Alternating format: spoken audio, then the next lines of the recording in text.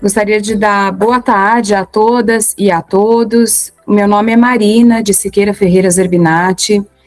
Eu sou desembargadora do Tribunal Regional da 15ª Região. Eu tomei posse semana passada, faz menos de uma semana, porque foi às 5 da tarde, né? E eu vinha participando do projeto, né, Trabalho, Justiça e Cidadania, que é da Amatra, né, que tem como coordenador o doutor desembargador Fábio Bueno, e eu gosto muito desse trabalho, porque faz parte também do trabalho seguro, que eu era gestora até semana passada, de 1º grau, que são programas, tanto o trabalho seguro, como o trabalho Justiça e Cidadania, que eles visam a levar essas noções de direito, cidadania, no caso do trabalho seguro, de segurança no trabalho, de saúde no trabalho. Então, a gente vai começar a conversa com os senhores, né, às vezes eu vou chamar de vocês, porque aqui é um ambiente, né, que a gente vai ter uma conversa. E a gente tem um material preparado, o doutor Décio vai se apresentar também, o colega, e a gente vai passando tudo, depois a gente abre, e em qualquer momento, se alguém precisar falar, se for possível, a gente interrompe, levanta a mão aqui no Google Meet, tá? Então eu passo a palavra ao meu colega Décio. Bom, 12h42, é bom dia ainda ou é boa tarde já? Acho que historicamente boa tarde é só depois do almoço, né? Como eu acabei de terminar as audiências agora, tem 5 ou 10 minutos, então para mim ainda é bom dia. Então bom dia a todos, vou me apresentar, eu sou Décio Rodovalho, juiz titular da 1ª Vara de Campinas, eu falo aqui do Fórum Trabalhista que fica na Norte e Sul, a desembargadora Marina fala do prédio do tribunal, né, Marina? Sim. Que fica ali na Francisco Glicério e a Barão de Jaguara, né? O prédio tem saída para as duas ruas.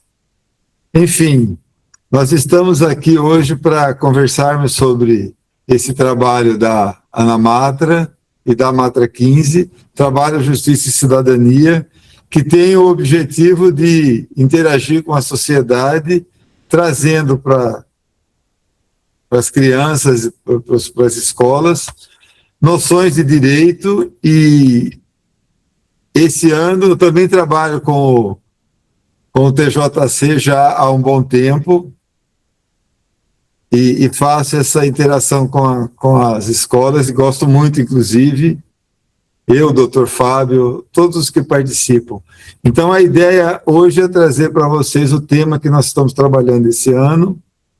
Me parece que hoje é a capacitação para que os professores conversem com os alunos e depois nós passamos nas escolas também, tendo uma interação com eles, e que é algo sempre muito gratificante, muito legal. O tema desse ano é o tema da CLT, do trabalho seletista, e é isso que nós vamos desenvolver aqui no tempo curto que temos.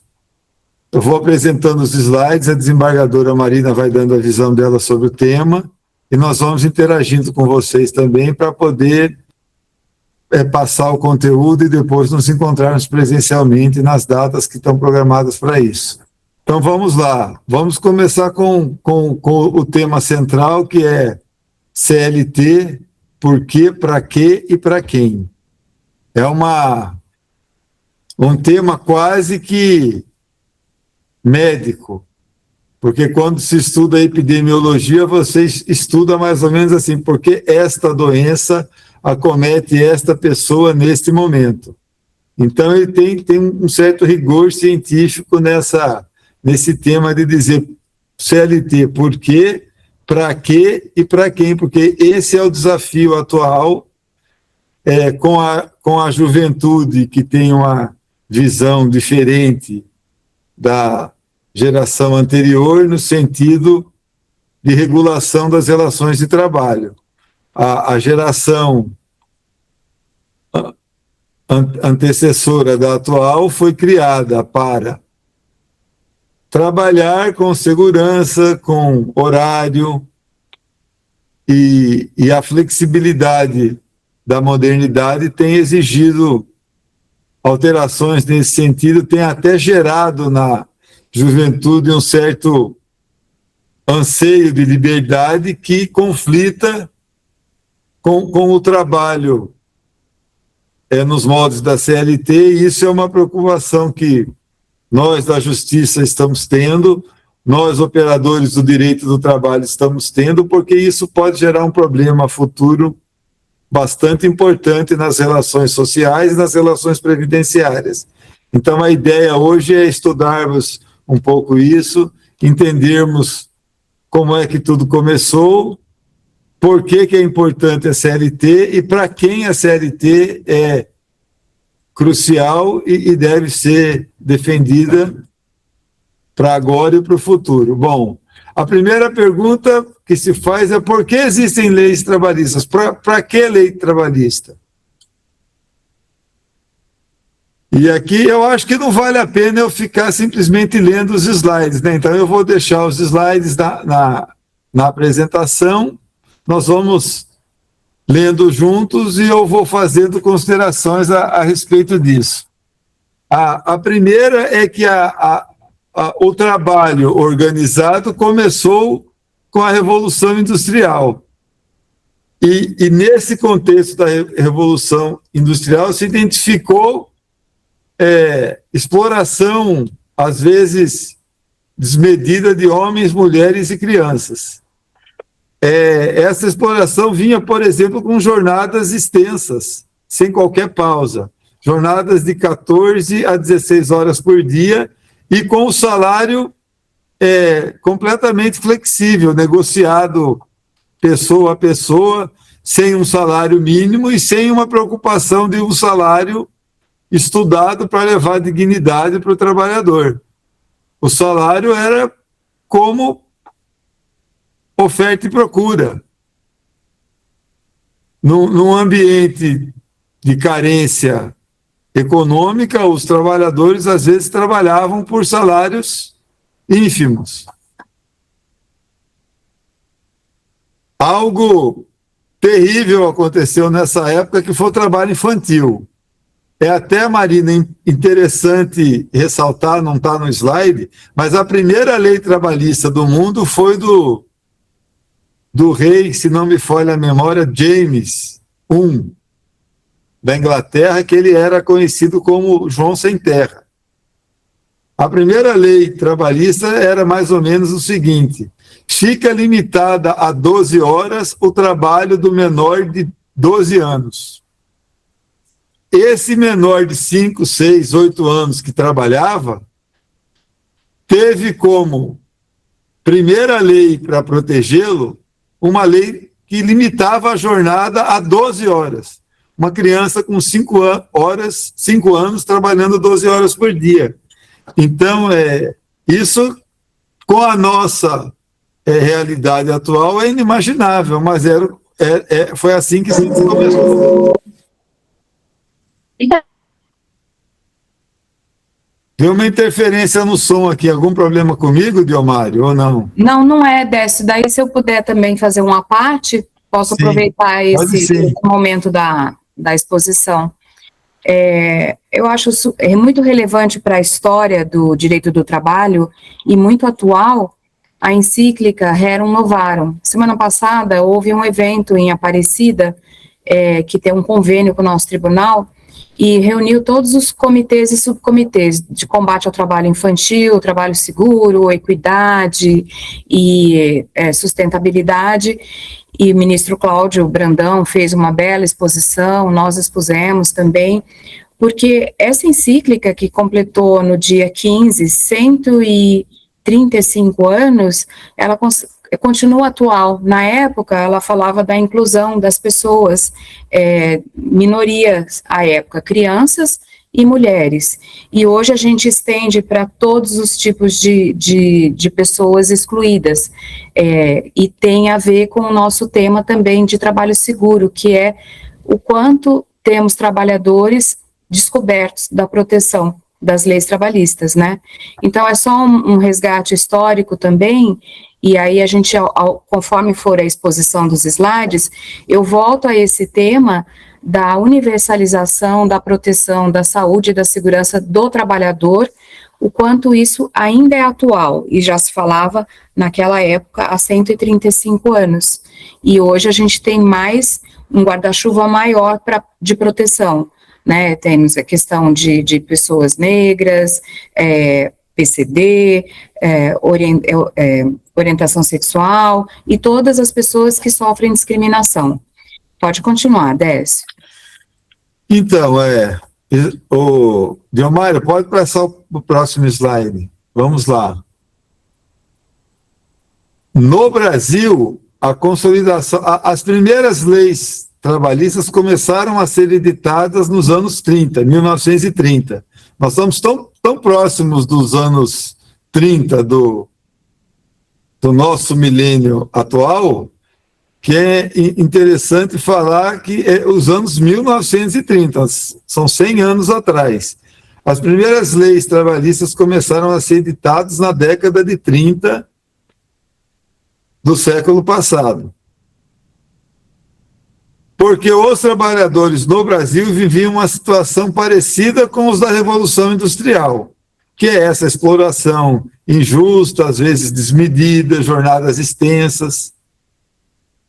As primeiras leis começaram a ser editadas, então, na década de 30, e, posteriormente, na década de 40, essas leis foram reunidas num lugar só, que é a consolidação das leis do trabalho, a nossa CLT, que durou dos anos 40 até 2017 com a sua redação original. Nós só tivemos alteração em 2017 com a chamada reforma trabalhista. Algumas atualizações foram feitas ao longo do tempo, mas pontuais, não sem alterações substanciais. Apenas na reforma nós tivemos algumas alterações mais relevantes. Pode pular. Por que da CLT? A CLT, como reuniu essa legislação trabalhista da década de 30, dos anos 1900, ela organizou a legislação que visava exatamente proteger a relação entre empregado e empregador, compensando a relação desigual que há entre uma parte vulnerável economicamente, porque não tem recursos, não tem propriedade, não consegue viver do patrimônio, só tem o trabalho como meio de subsistência, e vai se relacionar com uma parte que é totalmente suficiente, porque não precisa do trabalho para subsistir, subsiste do patrimônio que tem e da propriedade. Vamos lá, Leomário. Uma forma de proteção que foi objeto de dedicação da legislação é o trabalho infantil. Eu comecei a conversa dizendo que a primeira lei trabalhista visava limitar a jornada do menor, porque as crianças trabalhavam 15, 16 horas por dia às vezes. E a CLT tutelou não só a questão da jornada de todos os trabalhadores, como proibiu o trabalho infantil, salvo na condição de jovem aprendiz. Então, o trabalho infantil teria outro foco que não simplesmente o trabalho como fator de produção. Aqui, Marina, quer fazer alguma consideração nesse ponto? Que é seu foco?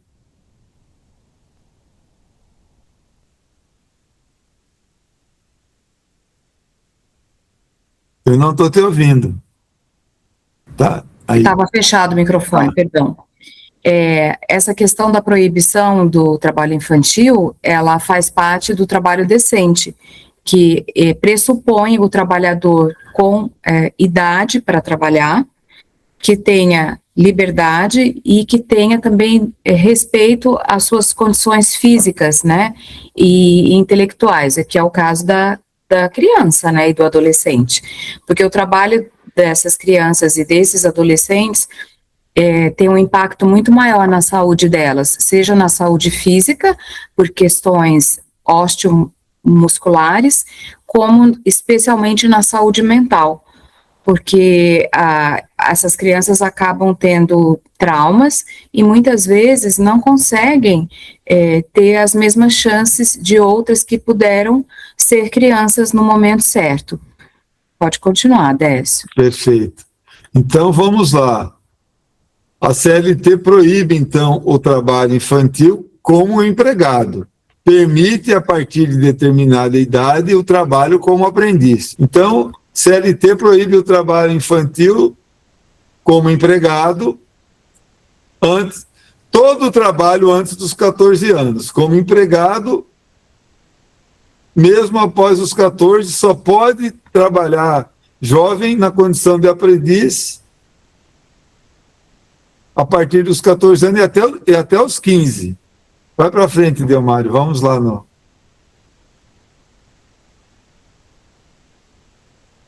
A partir dos 16 anos, o jovem já pode trabalhar, mas é proibido o trabalho noturno, perigoso e também sujeito à insalubridade. Isso com o objetivo de garantir direitos, porque ele vai trabalhar, precisa ter os direitos, mas para garantir segurança e também permitir a continuidade dos estudos, que aí é uma área que vocês, professores, conhecem bem. O jovem que trabalha normalmente não tem o mesmo rendimento escolar daquele que não trabalha. Porque o trabalho gera cansaço e prejudica o desenvolvimento, a saúde e a educação, que compromete o futuro e as oportunidades de vida. Vamos lá, Delmário. Nós temos essas formas de trabalho reguladas na legislação brasileira. O emprego, o trabalho como autônomo, que não se submete à CLT, o trabalho por intermédio de uma pessoa jurídica e o trabalho eventual. As características de cada um desses trabalhos está aí na tela. Eu só gostaria de aproveitar o momento para falar um pouco mais detidamente sobre o trabalho por intermédio da pessoa jurídica, que é aquele que, na atualidade, é o preferido de muitos jovens e de muitos que vão ingressar no mercado de trabalho, porque dá uma sensação de autonomia que pode ser interessante num primeiro momento, mas acaba gerando consequências complicadas no futuro. Vamos lá. Essa CLT nós aplicamos para quem?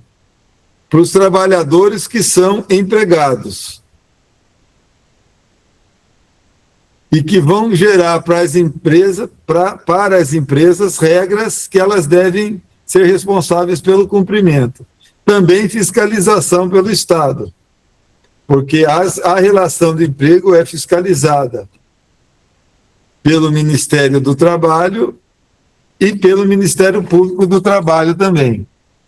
Vamos para frente.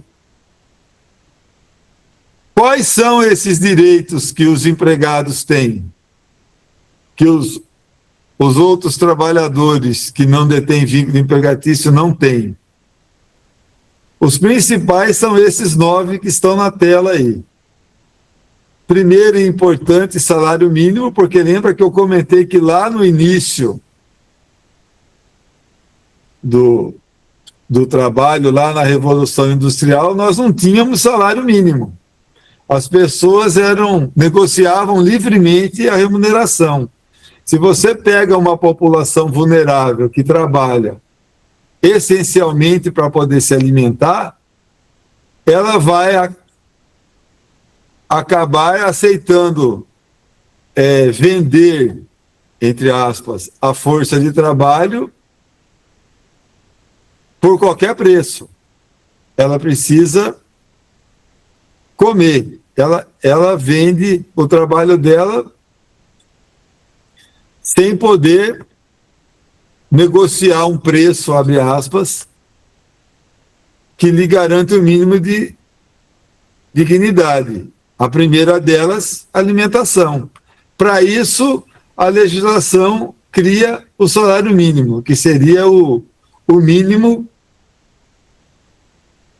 de alguma dignidade. Ainda que não seja o ideal, nós não temos até hoje um salário mínimo no patamar dos países mais ricos, porque nós ainda não temos uma massa de trabalhadores que consiga negociar um salário que seja suficiente para alimentação, moradia, vestuário, lazer, enfim, tudo aquilo que é necessário para uma vida digna. A Constituição até prevê que o salário mínimo deva atender todos esses gastos, mas nós ainda não temos a economia desenvolvida a ponto de garantir isso e nem a classe trabalhadora com condições de poder para negociar isso.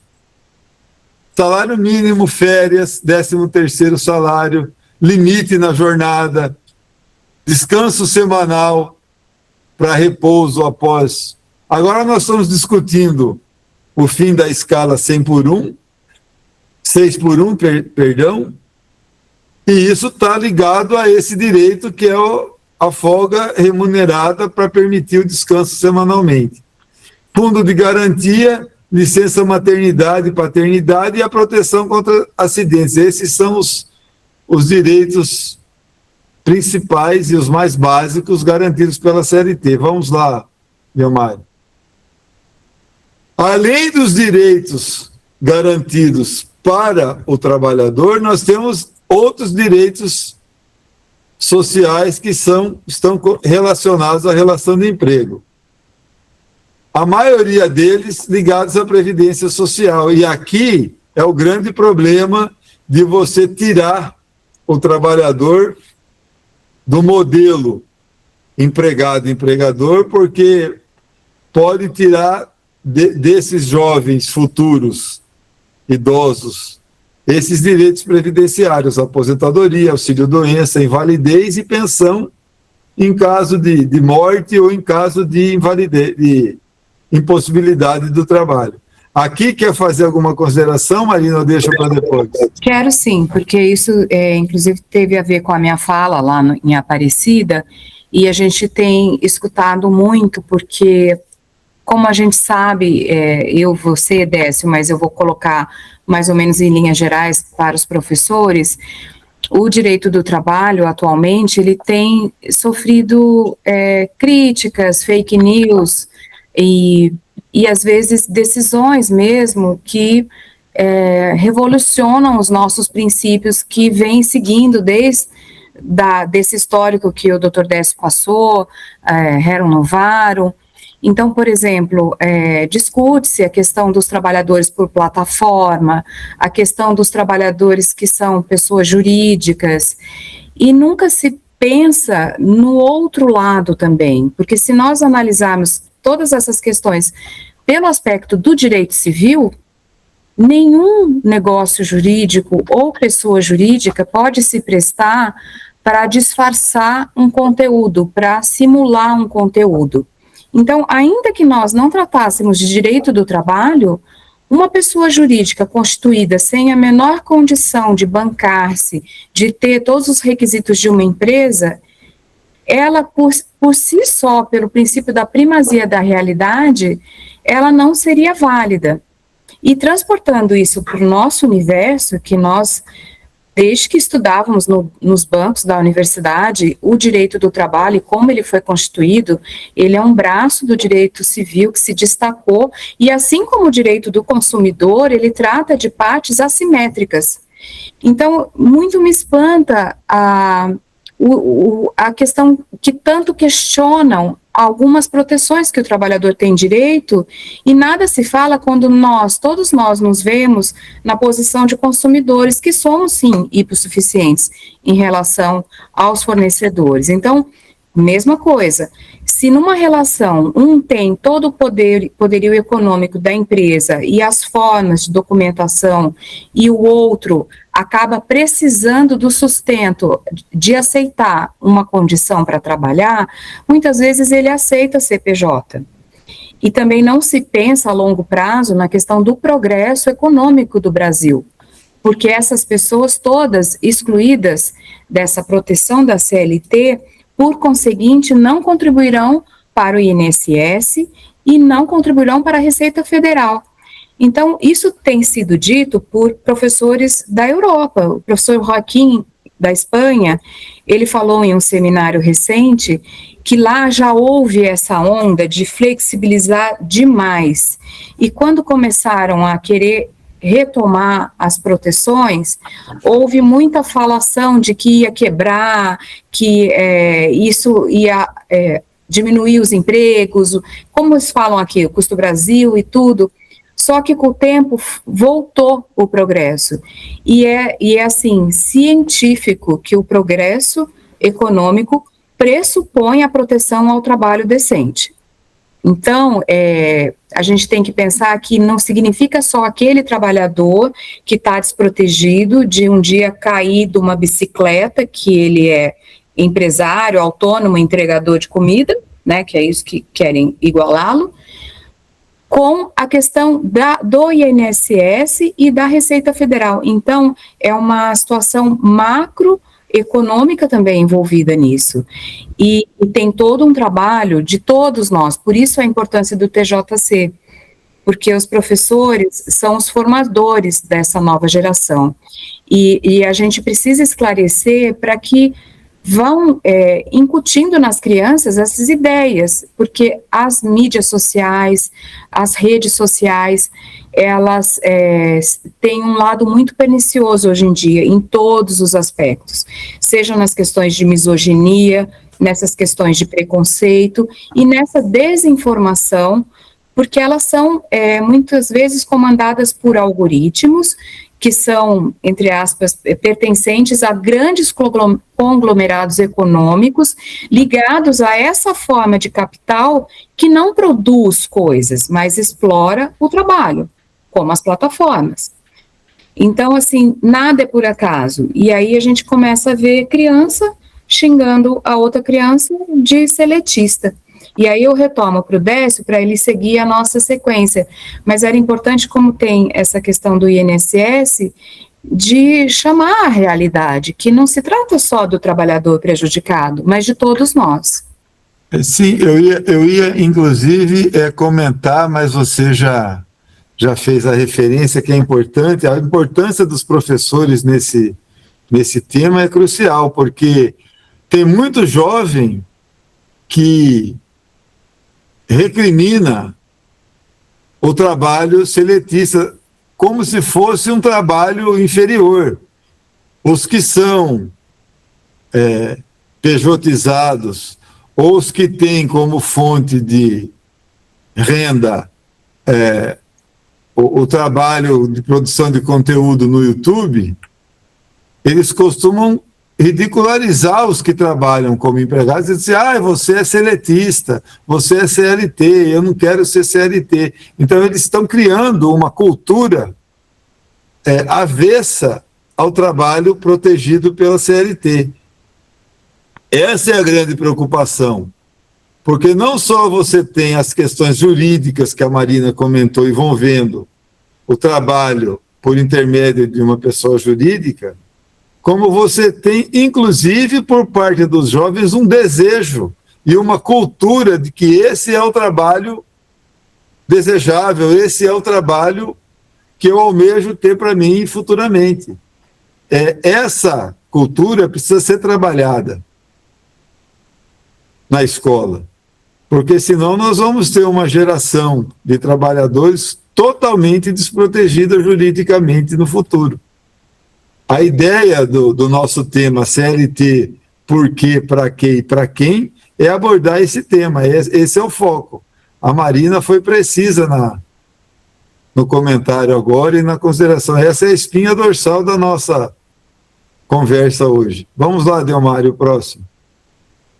E quais são esses benefícios da Previdência Social que estão atrelados ao trabalho regulado pela CLT? Os benefícios que protegem a maternidade e o acidente de trabalho. Cobertura para o acidente de trabalho. Vamos lá, Delmário, próximo. Como é que o empregado ou o trabalhador pode se fazer para se formalizar como empregado? Ele precisa ter a carteira do trabalho, que hoje, até isso a modernidade cuidou de atrapalhar, porque antigamente a carteira de trabalho era física, era literalmente uma carteira, você punha no bolso e andava com ela. Hoje a carteira de trabalho é digital por conta do e-social e dessas novas plataformas que, por um lado, ajudam, porque facilitam a tramitação, os requerimentos, a comunicação com as repartições, por outro lado, atrapalham porque tiram a consciência física da carteira de trabalho, ela já não é mais um documento físico. Então, para se formalizar, eu preciso dessa carteira de trabalho digital. Ela é gratuita, ela pode ser obtida por meio de um aplicativo no celular, disponível para iOS e para Android. Ela vai substituir essa carteira física que eu comentei, e ela acompanha os contratos de trabalho que ficam materializados nesse ambiente digital, consta ali os salários e também o fundo de garantia que pode ser acessado pelo trabalhador, o saldo na conta do FGTS com muito mais facilidade. O link para obter essa carteira digital é esse que está aí no slide. Vamos para frente, Delmário. Aqui nós fizemos um slide para fazer a comparação das críticas que se faz à CLT e qual seria a defesa da CLT. A maior crítica, a Marina comentou, são as fake news e as reclamações que a CLT gera custo trabalhista para a empresa e reduz a margem de contratação. Isso não é verdade também por uma outra questão. O custo do trabalho no Brasil ele é pequeno, porque o salário é pequeno. Nós não temos um padrão salarial alto que, se servisse de base de cálculo para os direitos, geraria uma oneração que inviabiliza o funcionamento das empresas. Isso não é verdade. O nosso salário é pequeno em comparação com o padrão salarial dos outros países. Mesmo comparando com os países em desenvolvimento, como o Brasil. Comparar com países ricos não dá, porque aí tem uma questão envolvendo a própria produtividade, a própria tamanho do PIB. Mas mesmo comparando com países na nossa faixa econômica, o nosso salário não é dos maiores. Então, dizer que gera custo não é verdade. Dificulta a contratação também não, porque para algumas atividades, como eu comentei, você precisa do empregado, do trabalhador, cumprindo horário. Isso aí é completamente incompatível com o trabalho autônomo. Eu vou a hora que eu quero, eu volto para casa a hora que eu quero, e eu cobro um valor que pode se alterar de um mês para outro. Então, algumas atividades econômicas são incompatíveis com a contratação de um trabalhador autônomo ou PJ. Outra crítica à CLT é que a CLT incentiva o trabalho informal como alternativa para não ter o custo.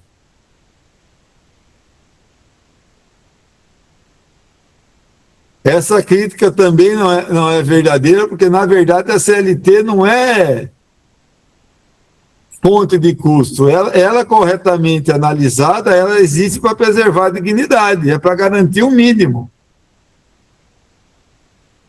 Esse mínimo é facilmente absorvido pelas empresas, as empresas de verdade, né? O que a Marina comentou, e é muito correto, é que como você está pejotizando o trabalhador, o jovem vira empresário, ele vira um empresário que não tem patrimônio, ele não tem dinheiro para ser empresário. Isso leva a uma confusão, porque para o jovem que sai da escola ou da universidade e ele vira empresário, é muito difícil, porque ele não tem capital e patrimônio para suportar os custos que uma empresa precisa ter. E aí, para ele, contratar empregados é mesmo muito oneroso, porque ele não tem estrutura patrimonial para ser empresário. Então, aí ele fica presa fácil dessa ideia de que o trabalho formal, com as garantias da CLT, é oneroso. É oneroso para ele, porque ele não tem condições de ser empresário. Ele acaba sendo vítima da informalidade ou da ausência de proteção da CLT. E aí ele começa a repercutir esse argumento de que o trabalho formal nos moldes da CLT é caro. Isso precisa ser levado em consideração também. Próximo slide, Delmário, por favor. Fora o trabalho do empregado, que tem aquele limite etário já mencionado lá atrás, nós temos a possibilidade do jovem trabalhar como aprendiz dos 14 aos 24 anos, salvo o PCD, porque aí não teria limite de idade, e o trabalho do guarda-mirim, que é aquele trabalho do educando, que são programas municipais. Esse dos 14 aos 17 anos.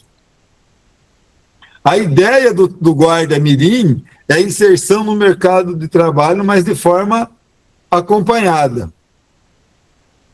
Ele começa a trabalhar não para aprender um ofício, ele começa a trabalhar para ser educado no mercado de trabalho e futuramente integrar o mercado de trabalho. Essa é a ideia. O guarda-mirim se inscreve na prefeitura da sua cidade e tem alguns direitos garantidos pela CLT, não todos, mas alguns.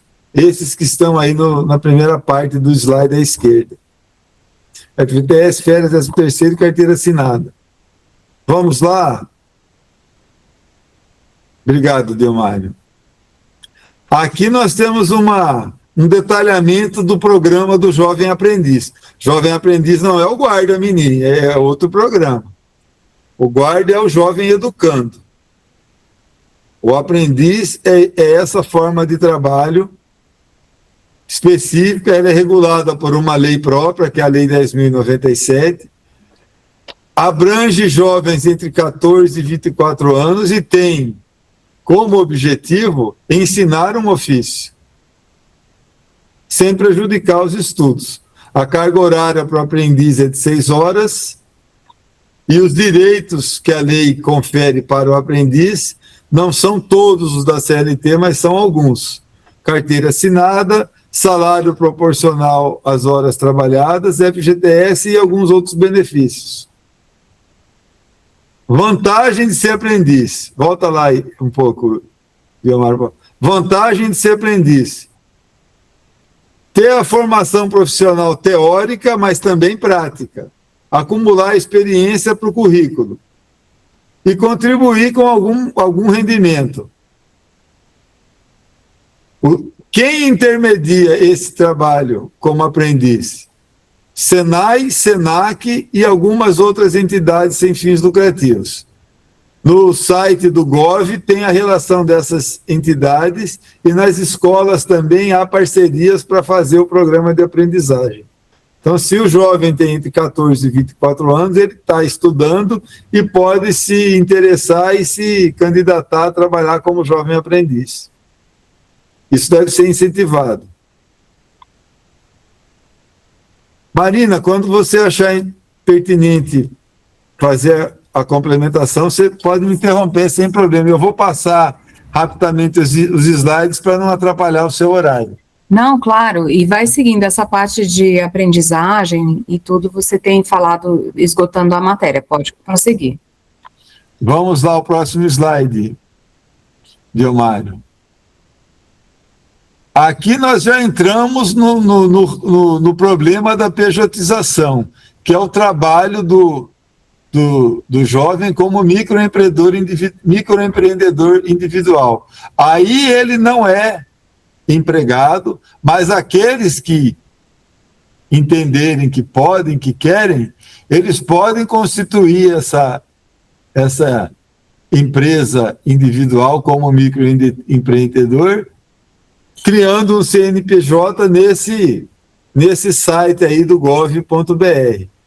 Para ser microempreendedor, o máximo do faturamento é R$81 mil por ano. Dá um pouco menos de R$8 mil por mês.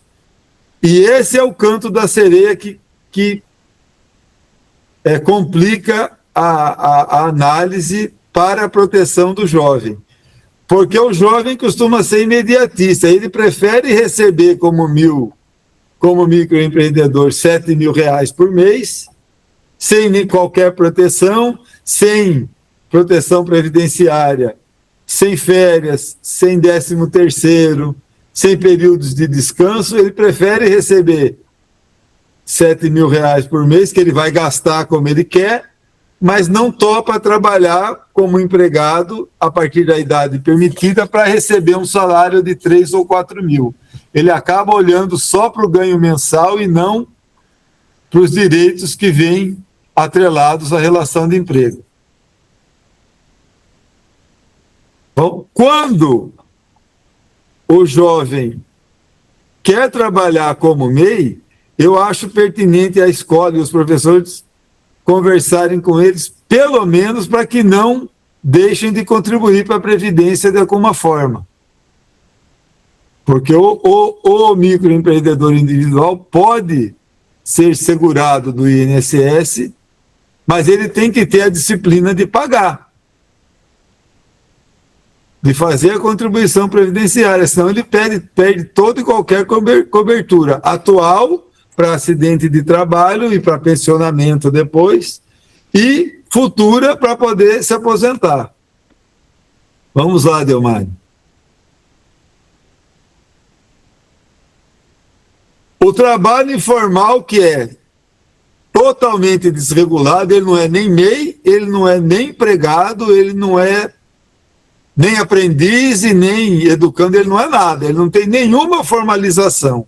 Ele simplesmente vai lá e trabalha, recebe qualquer coisa, e é a realidade de milhões de brasileiros. Hoje, a maioria dos trabalhadores está trabalhando de forma informal do que em comparação com aqueles que estão trabalhando com alguma formalização, seja ela indesejável, como a pejotização que nós comentamos, seja a formalidade da relação de emprego. Eu já ouvi, Marina, em palestras de pessoas ligadas à economia, que nós falamos do mundo ideal, que seria esse salário padrão, Estados Unidos, países desenvolvidos, europeus, mas nós temos uma quantidade enorme de pessoas em São Paulo, por exemplo, que o sonho é ter uma carteira assinada para ganhar um salário mínimo, porque na informalidade total ela não consegue nem esse rendimento para viver dele. Esses são os verdadeiros vulneráveis, que estão, às vezes, nas ruas, vivendo de ajuda esmola ou fazendo bicos que recebem lá 5, 10 reais, qualquer coisa nesse sentido. Esses têm como sonho a CLT com um salário mínimo. Às vezes não é a realidade dos jovens que estão estudando, mas nós temos milhões de brasileiros nessa situação, totalmente informal. Vamos lá, Diomário. Aí é o resumo do que eu falei. Podemos ir para a próxima, Diomário. Aí também.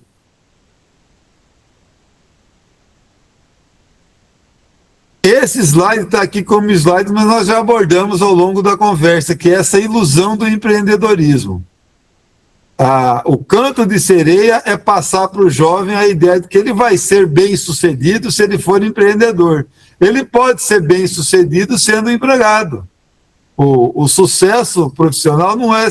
Aliás, o sucesso pessoal, eu particularmente acho que não se mede sequer com o tamanho do salário que cai na conta bancária todo mês. Existem outros fatores que satisfazem a alma humana que não necessariamente estão ligados às questões materiais, mas enfim. Décio, posso entrar nesse ponto? Pois não. Porque eu me lembro também, estudando a questão, porque lá há 135 anos, na encíclica, havia preocupação com o espírito do homem que trabalha, né? Como era tratada essa pessoa que trabalha o espírito. E hoje a gente pode traduzir essa questão do espírito para a saúde global. Então, quando você fala de realização e felicidade, a gente pode sim pressupor a palavra dignidade da pessoa humana, que é prevista na nossa Constituição como um valor fundamental e irrenunciável. E para a pessoa ter dignidade trabalhando, ela tem que ter direito ao descanso, tem que ter essa alimentação de jornada, tem que ter um salário digno que seja o mínimo do piso nacional. E a questão de ser da CLT facilita para que ele se insira na categoria profissional dele, sindicalizando-se, porque lá atrás, antes do desmonte do direito do trabalho pela questão da pejotização, a gente já teve a prévia das terceirizações, e isso impactou diretamente no número de acidentes e de doenças profissionais, porque aquele empregado que trabalha num ambiente, mas que não tem as mesmas condições daqueles que são empregados do tomador de serviço, ele acaba não se sentindo da mesma forma reconhecido ou protegido. Então, toda essa ideia que a gente tem falado e tem batido nessa tecla da necessidade de observar o mínimo, é o pacote mínimo da dignidade da pessoa humana, ela reflete diretamente na questão da satisfação da pessoa. Porque a pessoa, ela não precisa, não é um número que vai satisfazer a pessoa, o salário, como o Décio falou, mas é toda uma condição de vida que respeite essa dignidade da pessoa humana que ela é. Então, o conceito de sucesso, ele não culturalmente, talvez antigamente o conceito de sucesso não estava apenas atrelado à questão patrimonial, salarial. O avanço da cultura capitalista gera essa consequência, que é, eu sou bem-sucedido na medida em que eu consumo. Então, eu acabo materializando demais o conceito de sucesso. Isso aí gera esse tipo de conceito, esses reflexos nas relações de trabalho também. Esse é o último slide, Diomário.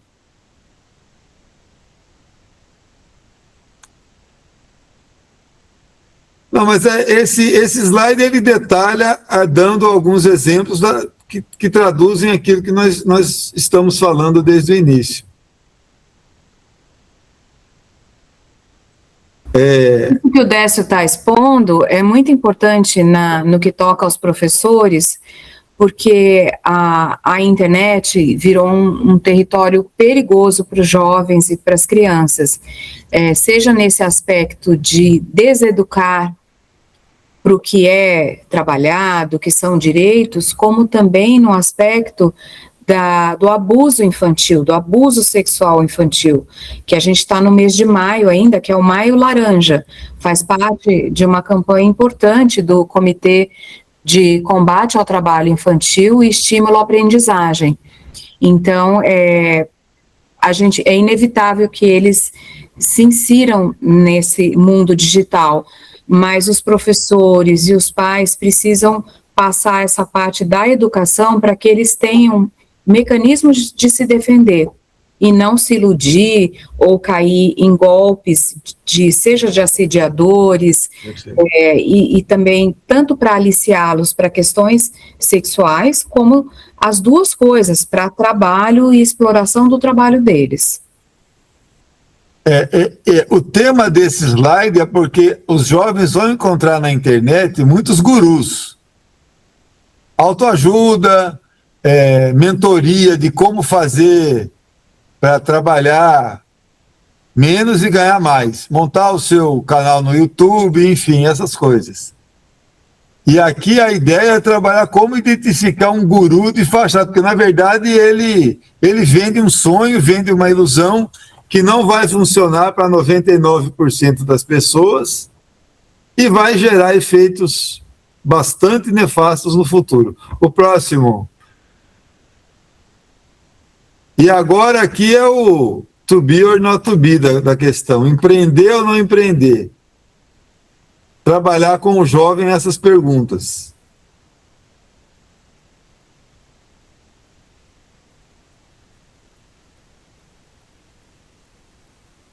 Próximo, obrigado, Diomário. E aqui, mitos e verdades sobre o trabalho. Aqueles que criticam a CLT. Não, CLT é coisa que quem não tem ambição, quem não quer ser bem-sucedido, quem não quer ganhar bem, quem não quer ficar rico, essas coisas. Quem trabalha por conta própria ganha mais.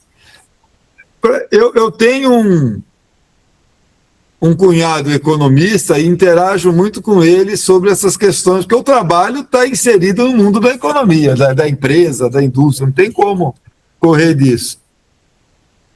E eu converso muito com ele sobre essa questão da uberização. E esses dias eu disse para ele, olha, eu peguei um Uber e o motorista me disse que ele ganha R$8.000 por mês, num mês ruim.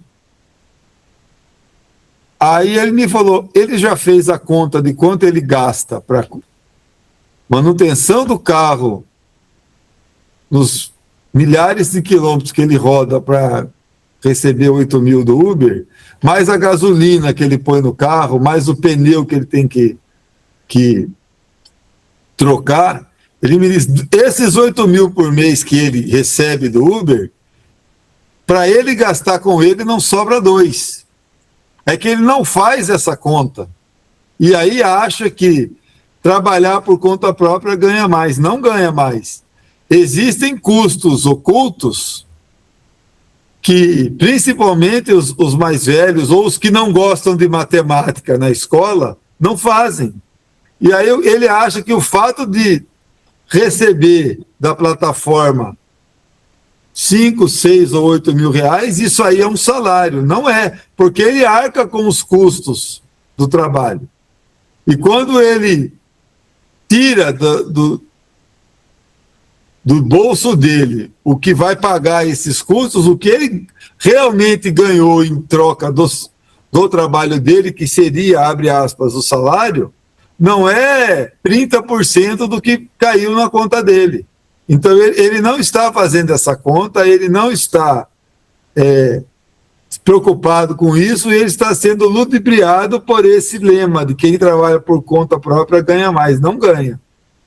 Outra questão recorrente, que é mito: trabalho informal é só para quem não tem opção.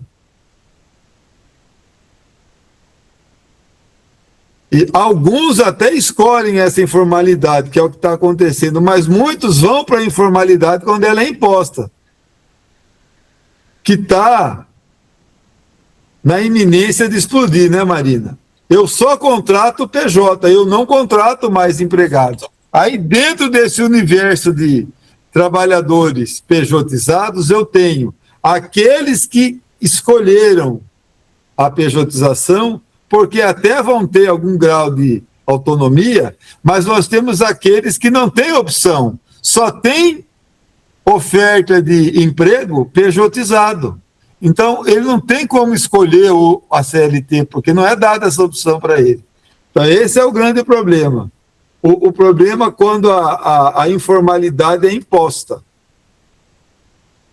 Outro mito é dizer que empreender é a chave do sucesso. Para cada um que teve algum sucesso empreendendo, nós temos milhões que não vão ter sucesso algum. E aqui que nos afeta especialmente, não só nós do judiciário, mas quanto os professores das escolas. Servidor público não trabalha. Então também eu não quero ser seletista, mas também não quero ser servidor público. O servidor público ganha mal e não trabalha. O próximo, Diomário.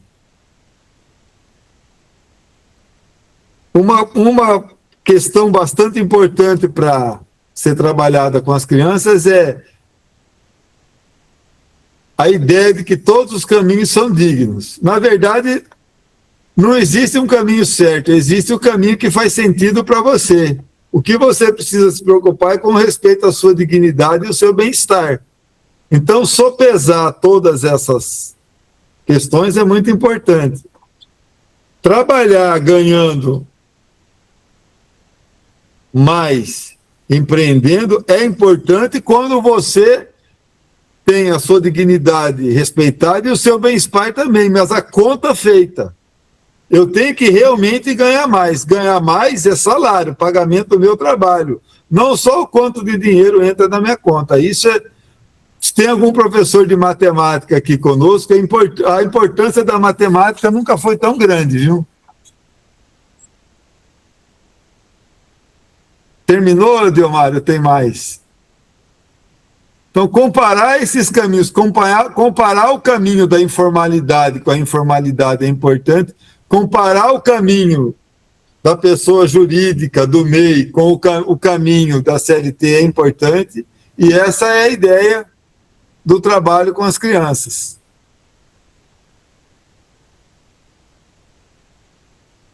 Agora eu estou acelerando bastante aqui para a gente cumprir o horário, viu? Vamos lá, Diomário.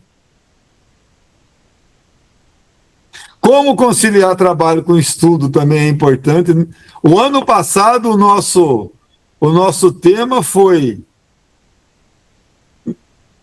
trabalhar a hora de trabalhar e estudar a hora de estudar.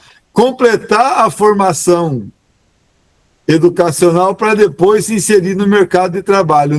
Não abandonar os estudos para trabalhar. Nós já fizemos um TJC com esse tema. Vamos para frente, Diomário. A melhor ferramenta para trabalhar isso é o pensamento crítico, claro. Questionar antes de aceitar, enfim. Vamos lá, Diomário. E principalmente trabalhar com o jovem o conceito de que ele tem o direito de escolher, empoderá-lo, mas esclarecer que ele deve fazer a melhor escolha, e a melhor escolha ele tem que ser crítico para poder avaliar, não entrar na onda do vamos todo mundo por aqui, na fake news, na modinha. Só um minutinho, Décio. Volta só naquele slide, Diomário, anterior, que tinha esse. Para os professores, eu acho que é o slide que melhor representa tudo que a gente quer dizer, né, Décio? É que os jovens tenham essas escolhas e as façam conscientemente do que cada uma das escolhas representa para a vida deles. Porque ninguém também está pregando que só seja empregado, mas que ele saiba exatamente o que é ser empreendedor e exatamente o que é ser explorado disfarçado de empreendedor e sem direito de trabalhador, né, registrado. Então, isso é uma missão que a gente tem, e os professores têm muito mais caminhos e recursos para chegar nesses jovens do que nós, juízes, né, magistrados. Então, depois, Diomário, se a gente puder até passar isso, eu acho que seria interessante fazer, ainda que fosse um slide avulso, como uma contribuição nossa do TJC para esse grupo, Nossa, só um minutinho, deu um problema de bateria aqui, mas eu vou resolver. Décio, vai tocando aqui, peraí. É o que a Marina falou, é fundamental. Os professores ficam muito mais tempo com os jovens do que nós ficaremos nos encontros presenciais. Então, essa contribuição da escola para a vida do jovem, agora, antigamente nós não tínhamos essa preocupação, porque a nossa geração cresceu sabendo que, olha, crescer, escola, virar empregado, casar, comprar uma casa, né? Os jovens atualmente nem querem comprar uma casa, vai alugar só. Às vezes aluga a casa, aluga o companheiro, o cônjuge, porque não há esse enraizamento mais com as coisas.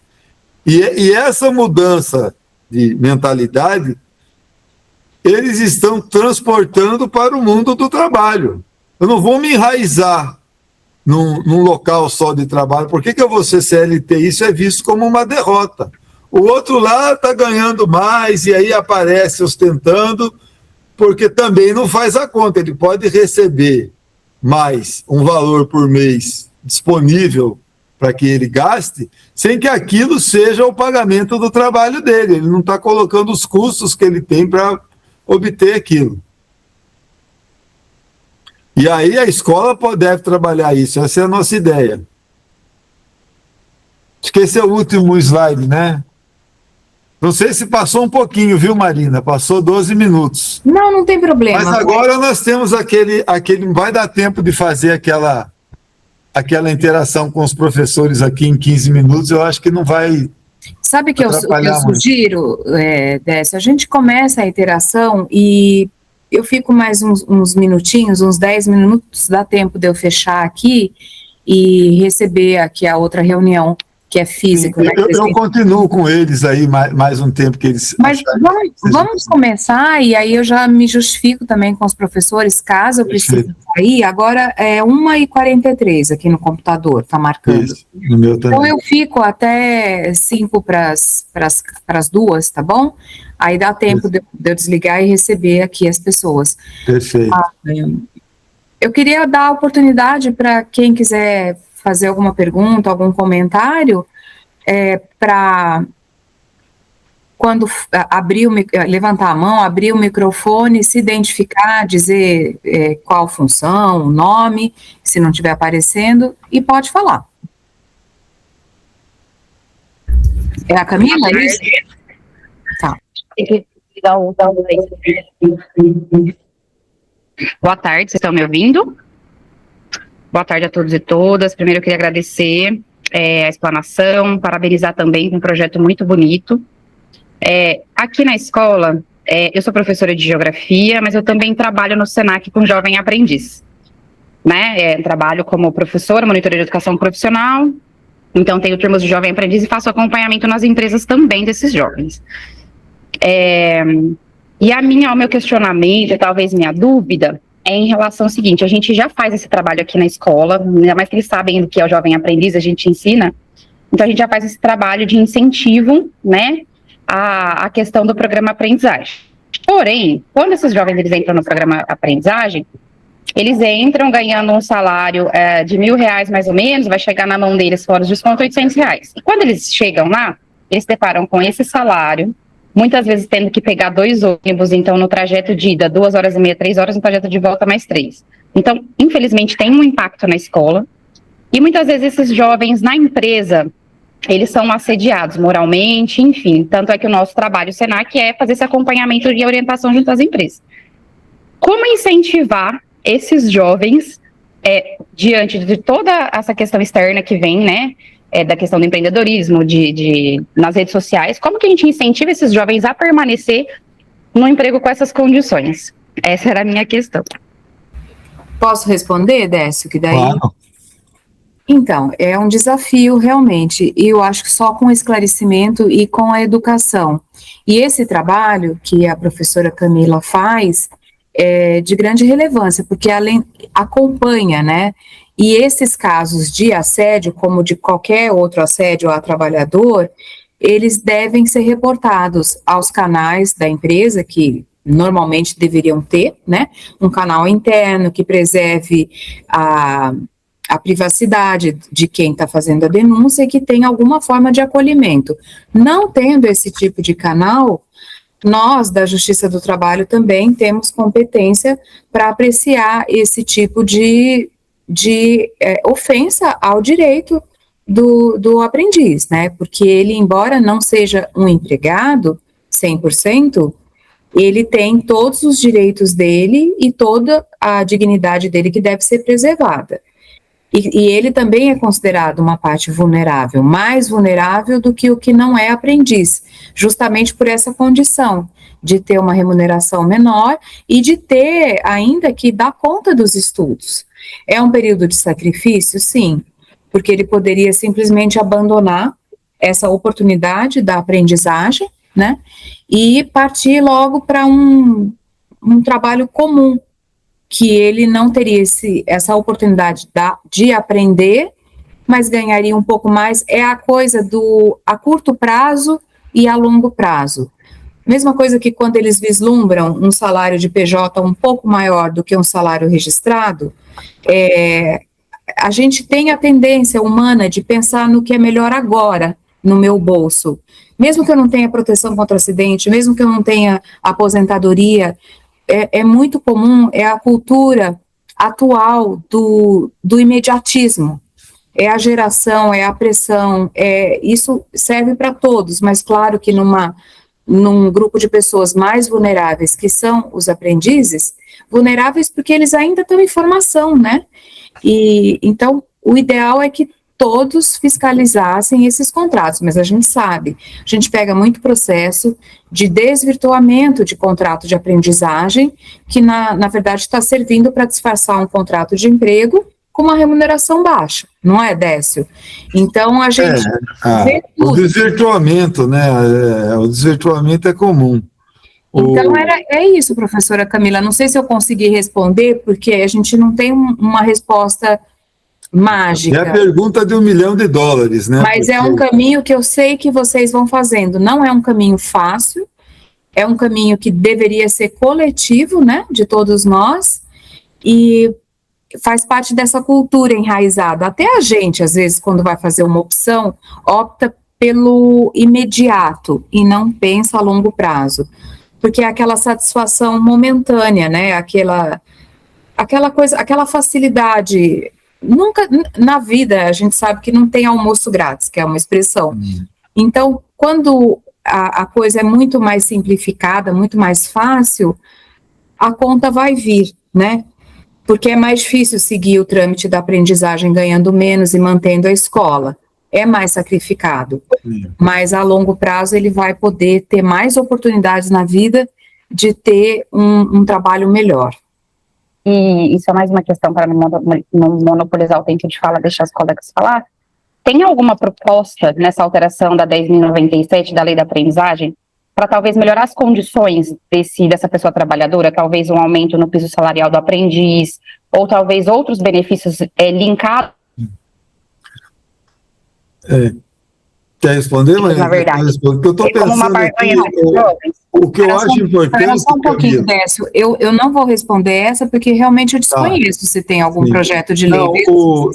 Não, se algo, mas o que a Camila está questionando, que me parece que é importante ponderar, é o seguinte: nós temos que olhar para a aprendizagem, porque ela diz assim, alguma expectativa de um projeto de lei que melhore as condições da pessoa trabalhadora. Eu acho que aí tem uma questão conceitual importante para ser trabalhada.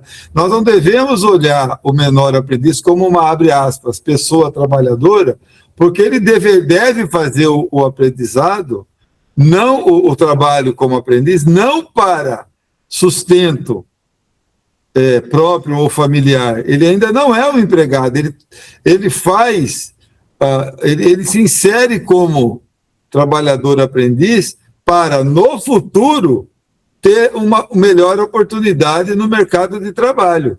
Então, eu acho que a preocupação maior não é nem com a melhorar abre aspas, salário do aprendiz, porque não deve ser encarado como salário, deve ser encarado como algo provisório. Na verdade, a melhor retribuição para ele é um aprendizado verdadeiro, não um pagamento equiparado a um bom salário. Porque se ele não pode estar numa relação de trabalho boa para o contratante e ruim para ele. E é ruim para ele na medida em que ele não está aprendendo nada, entendeu? Ele está só servindo de mão de obra barata. Essa é a preocupação. Não sei se eu acabei não respondendo, porque a pergunta foi no sentido de vamos melhorar o ganho para ter mais aprendizes. É isso? Porque aí tem uma outra questão. Vamos melhorar o ganho. É verdade. Vamos melhorar o ganho para não perder o aprendiz para o YouTube. É que muitas vezes o jovem aprendiz que está lá, ele acaba sendo arrimo de família, ele acaba tendo para o sustento. Por isso que eu perguntei isso, tá? Não, eu compreendo. Mas a ideia do trabalho de aprendizagem não é essa. A ideia do trabalho de aprendizagem é algo transitório, para que depois do trabalho de aprendizagem eu tenha condições de galgar um emprego melhor, com salários melhores, porque eu tenho a experiência prática que quem não fez o procedimento de aprendizagem não tem. Não sei se eu estou sendo claro. Então a ideia é essa, entendeu?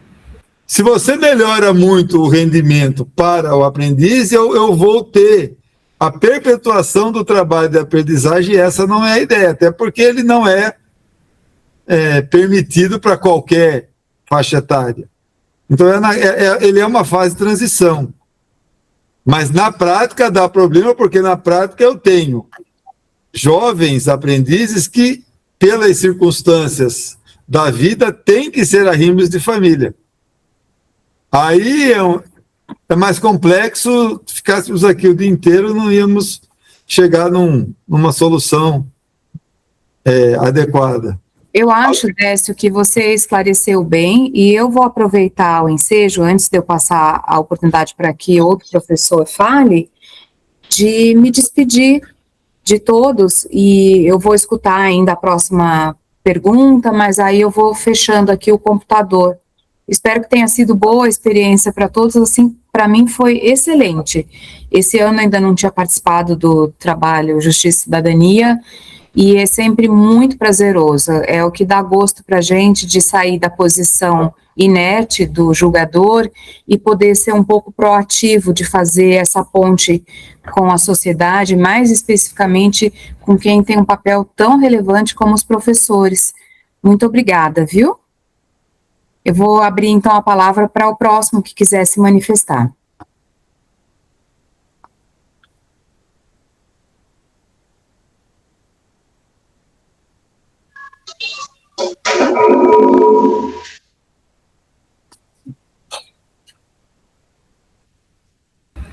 Ninguém vai querer falar dos professores? Acho que é a professora Kátia, mas está com o microfone desligado, professora. Décio, você que comanda agora. Sim. Meu nome é Kátia, sou professora de arte, e eu tenho notado que alguns empresários têm feito o seguinte comentário: não estamos conseguindo mão de obra, está faltando mão de obra no mercado. Eu queria saber da visão de vocês, como que vocês avaliam essa fala? Que está faltando mão de obra? Parece que está mesmo, até onde eu escuto, porque eu vivo o mundo do trabalho e trabalho fazendo audiências com empresários diariamente, né, que sentam comigo aqui no fórum para participar das audiências. Quando eles reclamam que está faltando mão de obra, me parece que está faltando exatamente jovens que queiram o emprego. Eu acho que é nesse sentido, né? A maioria quer trabalhar de forma flexível. Eu trabalho nos horários que eu me planejei para isso, eu trabalho com uma certa liberdade, sem ter a rigidez de um chefe controlando o resultado do meu trabalho. Eu acho que é nesse sentido. Não sei se eu entendi bem, Kátia. A reclamação eu sei que tem. O seu questionamento é como é que a gente vê isso ou como é que percebe a reclamação dos empregadores? Como mesmo essa fala, né? Porque vocês têm contato com os dois mundos, do empregador e do empregado. Então, eu posso compartilhar uma experiência pessoal. Ainda que eu tenha dito que nós não devemos comparar o Brasil com os países ricos, porque nós não somos um país rico, não somos mesmo. O mundo que todo mundo almeja é a vida do trabalhador americano, que tem poder de compra alto, que tem até essa flexibilidade de planejar os horários. Mas eu estou dizendo isso porque eu, na minha vida, pesquiso. Quando saio na rua, eu estou pesquisando sobre o mundo do trabalho. E eu estava numa viagem de férias, eu tenho um parente que reside nos Estados Unidos, estava lá em férias passeando e também aproveitando para visitar esse parente. E estava numa loja. Não adianta a gente entrar em país estrangeiro algum e tentar falar a língua, porque o sotaque não permite disfarçar. Eu falei oi na loja, me chamaram uma vendedora brasileira para me atender. E eu comecei a conversar com a vendedora, e ela era advogada e morava nos Estados Unidos há 25 anos. Aí eu falei, aqui a minha pesquisa vai resolver tudo, né? Porque, além de ser brasileira, e está há algum tempo aqui, ela é da área jurídica. E eu comecei a perguntar como é que aqui trabalha de que horas a que horas. A hora que eu perguntei quanto é o adicional de horas extras, ela olhou para mim e falou assim, horas extras? Não tem. Aí eu falei, mas não recebe hora extra? Ela falou, não. Meu horário de ir embora é 8 horas da noite. 5 para as 8, o meu gerente me expulsa da loja. Não tem hora extra porque não trabalha hora extra. E aí eu começo a fazer a correlação com o mundo brasileiro. Aqui eu trabalho além das 8, mas eu bato o cartão e volto a trabalhar, não é isso? Então, essa questão moral também é importante para o mundo do trabalho. E o que a gente vê no mundo real do conflito, porque eu só analiso aquilo que não deu certo, né? Aquilo que alguém está reclamando. Eu trabalhei hora extra e não recebi, ou o patrão reclama, porque o patrão também reclama, o patrão também manda embora por justa causa, o patrão também reclama de falta de comprometimento, também reclama de falta de mão de obra, que foi a pergunta anterior. O seu questionamento é como é que nós analisamos isso. Nós acabamos, a gente acaba por analisar, assim, as duas visões, os dois lados. Todo mundo tem alguma queixa para fazer. O empregado sempre reclama que ganha pouco. O patrão sempre reclama que não dá para pagar mais porque tem o custo trabalhista. Isso aí é histórico, desde antes da CLT já havia essa reclamação. E consenso nunca vai ter. O que vai ter é que uma hora vai ter que acontecer alguma aproximação do mundo do trabalho brasileiro para encontrar soluções. Só que o palco para isso não é o judiciário, o palco para isso é Brasília. É o Congresso que faz lei, é o Ministério do Trabalho que está ligado ao Executivo. Então, entendimento vai ter que ter. fomentar conflito nunca foi a chave para a solução de nada. Mas, enfim, se não tivesse o problema, nós também não existiríamos como local de solução de conflito. Então, é bom para nós por um lado, é ruim para nós por outro, enquanto cidadão, enquanto partícipe da sociedade. Alguém tem alguma... Respondi, professora, ou tem algum tópico que... Obrigada, né? Alguém tem algum outra questão para levantar? Quer conversar mais detidamente sobre algum ponto?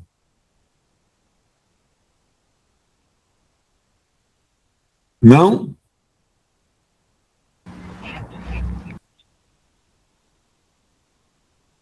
Bom, Delmário.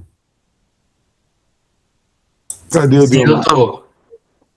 Você que está no controle da reunião aí, então se alguém tiver alguma consideração a fazer, algum questionamento, eu fico à disposição.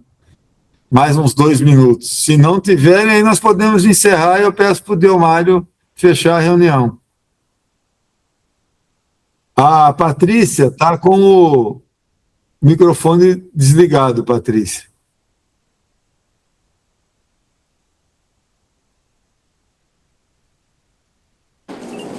Boa tarde. Boa tarde. Queria agradecer primeiro esse momento e eu compartilhar mesmo com vocês sobre a fala, que foi muito pertinente. De fato, na sala de aula mesmo, no ambiente escolar, a gente observa diversos desses pontos que vocês relataram.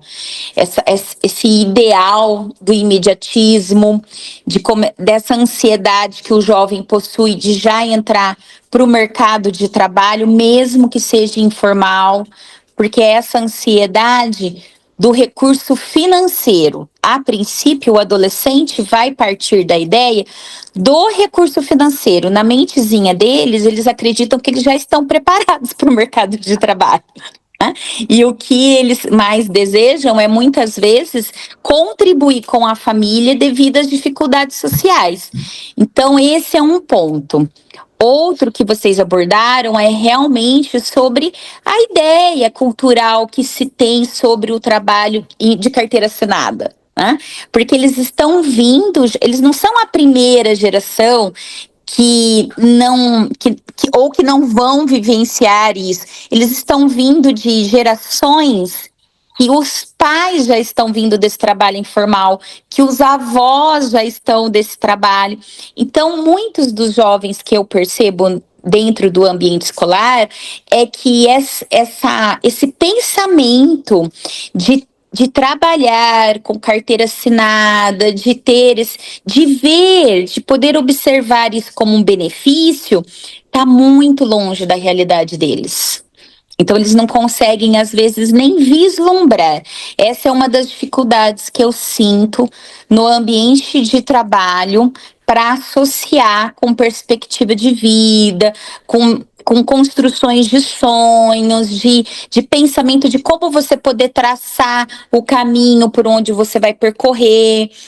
Então, todas as contribuições que vocês fizeram foi extremamente pertinente, mas reforça, né, o quanto que é importante esse trabalho realmente, desde o ambiente escolar, mas com que seja viável para poder passar pela mente deles. Isso também pode fazer parte da minha vida, professora? Pode fazer parte da sua vida.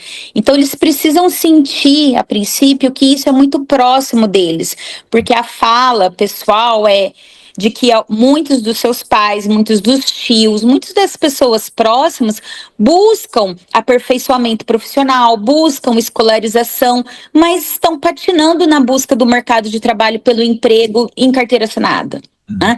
Então, a princípio, eu concordo com tudo que vocês falaram sobre a oportunidade para o jovem aprendiz não é financeira, e sim de experiência, de aperfeiçoamento. É claro que ele vai se destacar num outro processo de trabalho frente àquele que ainda não viveu a experiência e ele já possui, e aí ele vai sentir mais vontade de se aperfeiçoar, de fazer um curso extra.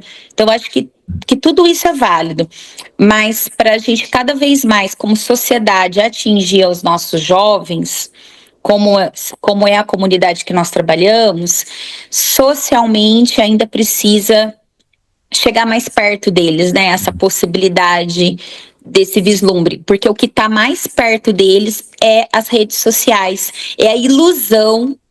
A hora que eu quiser, eu vou fazer um canal no YouTube e eu vou ganhar dinheiro com o canal. A hora que eu quiser, eu vou abrir uma conta numa mídia específica e vou vender produtos ali. Então, essa mentalidade de que a hora que eu quiser, a hora que eu sentir vontade, eu vou lá e faço, aí vocês, como juízes que estão aí acompanhando processos trabalhistas, percebem que na hora que você quiser não é tão assim, né? Não, Que a coisa acontece. nós temos uma... O juiz não é um extraterrestre, né? Eu tenho a minha experiência do fórum, que é a minha realidade profissional diária, mas eu também sou pai, sou tio, sou filho, entendeu? Sou subordinado a uma estrutura hierárquica que manda na minha atividade profissional, porque o tribunal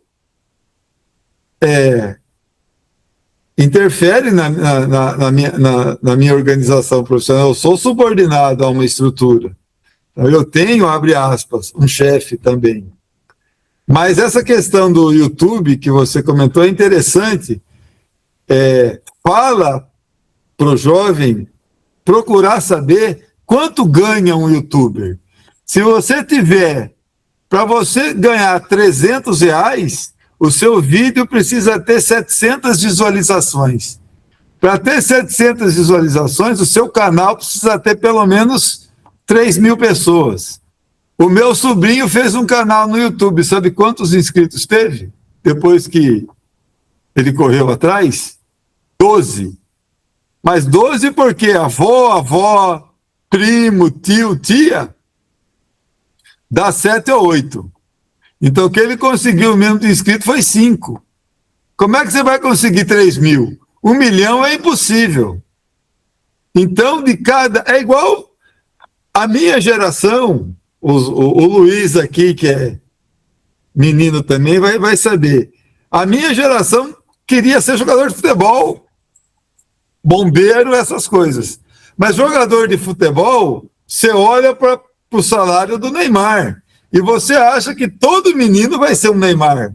Não vai. A cada 8 milhões de jogadores de futebol, um vira Neymar. A cada... Sabe quantos meninos tem jogando tênis na Espanha para virar jogador profissional? Tem 6 milhões de jovens treinando tênis na Espanha. E desses 6 milhões, 15 vão profissionalizar e um vai ter o sucesso do Rafael Nadal. Não é para todo mundo. Nada é para todo mundo. Às vezes, nem o emprego é para todo mundo. O emprego, o bom emprego, é para aquele cara que passou pelo processo de formação educacional, de formação profissional, e aí entra o trabalho de aprendizagem. Esse é um bom argumento para quem... Acho que a Camila não está mais aqui, né? Que trabalha com o aprendizado. Olha, você está nessa transição para o mundo do mercado de trabalho agora. Você vai ter um salário bom lá na frente, não é agora. Agora você vai investir na sua formação, na sua carreira. Lá na frente você vai ter a experiência que os outros não têm, e aí você vai ter uma remuneração maior porque você vai estar preparado para isso. Essa é a ideia. Então, a ideia é vencer esse imediatismo e essa ansiedade. Agora não é o momento de você se preocupar com o mercado de trabalho. Você que é jovem, agora é o momento de você estudar, de você se aprimorar, de você ter uma formação que o seu concorrente não vai ter lá na frente.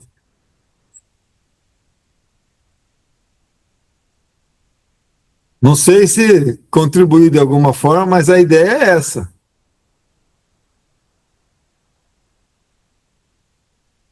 O problema é que o modelo está mudando. Eu tive esse ensinamento quando estava na escola, porque não tinha opção. A opção era estudar, fazer faculdade, formar, casar depois que comprou a casa, entendeu? Quem casa quer casa, era o lema. Os que são da minha geração vão lembrar disso. Essa mudança nós precisamos entender, refletir e tentar contribuir de alguma forma. A minha geração mandava o bilhetinho para o pai no Dia das Crianças assim: pai, eu quero uma Caloi. Alguém lembra disso? Alguém é dessa época? Eu quero uma Caloi, porque eu quero uma bicicleta. A geração atual é: pai, eu quero uma GoPro para fazer vídeo para o YouTube. Achando que o meu vídeo do YouTube vai ser espetacular e vai ter 1 milhão de visualizações. Não vai. Os YouTubers que têm sucesso têm um talento pessoal importante. São bons comunicadores, são desinibidos, entendeu? Ou são engraçados, enfim. Quantos apresentadores de TV nós temos que tiveram o sucesso do Silvio Santos? Nenhum, nem as filhas dele. Então, às vezes esse sucesso, ele é bacana para a pessoa que tem, mas ele não é para todo mundo. Tem o ônus e tem o bônus. Então, assim, esse trabalho eu faço com os meus filhos, aquilo que eu disse: eu sou pai, sou filho, sou irmão, né? Sou genro, que é o mais difícil, né? Que a minha sogra não ouça, não, mas a minha relação com ela é espetacular, mas essa é apenas para descontrair. Então, eu trabalho com os meus filhos isso de alguma forma. O que eu acho mais importante trabalhar e faço na minha casa primeiro, identifique aquilo onde você é bom, melhor que os outros, e você gosta de fazer. Fazer só o que dá prazer não existe. Trabalho nunca vai ser mais legal que jogar bola com os amigos, nem ir ao cinema. Trabalho sempre vai ter o seu grau de aborrecimento. Mas faça aquilo que você tenha habilidade e se identifique, porque vai ser menos oneroso. Tem até um ditado em italiano que eu não sei dizer em italiano, mas a tradução é assim: quem gosta do que faz não trabalha nunca. Então, trabalho não é necessariamente fonte de prazer, mas ele pode ser fonte de satisfação pessoal. E escolha o modelo adequado para você, usando aquele slide lá. Entenda o que você quer para a sua vida. Você quer estabilidade, vai para a CLT. Você quer autonomia com menos direitos, levante a possibilidade de ser autônomo, de ser PJ, enfim. Mas faça a escolha consciente, não faça a escolha influenciado por pessoas que estão te vendendo uma ilusão. O guru falso lá, que está no slide. Enfim, essa é a ideia. Alguma outra colocação, algum outro tema, alguma outra ponderação que alguém quer fazer? Muito bem. Muito obrigado, doutor Décio. Eu agradeço a todos pela paciência em me ouvir. Peço desculpas se não fui muito didático ou não perdi um tempo maior em algum tema, mas foi uma satisfação estar aqui, é uma satisfação esse trabalho do TJC. Vocês têm uma função social fundamental, que é a formação de uma nova geração, e isso é crucial para o desenvolvimento do Brasil. E, como juiz, eu estarei sempre aqui à disposição, quando vocês estiverem passando pelo fórum, quiserem vir conhecer as instalações, me conhecer pessoalmente, vai ser um prazer. Com isso, eu agradeço a atenção de todos. Acho, Delmário, que nós podemos, então, encerrar. Perfeitamente. Muito obrigado. Muito bom, muito obrigada, viu? Eu que agradeço Obrigado. a paciência em me ouvirem.